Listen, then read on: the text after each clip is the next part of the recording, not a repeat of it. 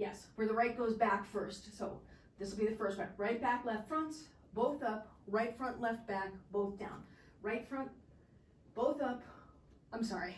Right back, both up. Right front, both down. Right back, both up.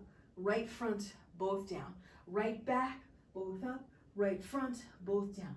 Right back, both up. Right front, both down. Right back, both up. Right front, both down. Right back, both up. Right front, both down. Right back, both up. Right front, both down. Right back, both up.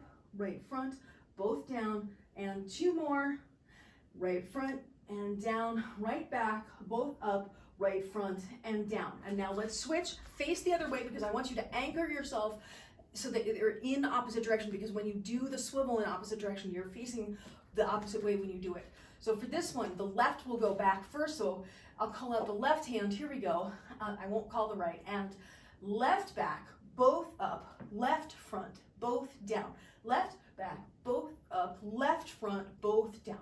Left back, both up, left front, both down. Left back, both up, left front, both down. Left back, both up, left front, both down. Left back, both up, left front, both down. Left back, both up, left front, both down.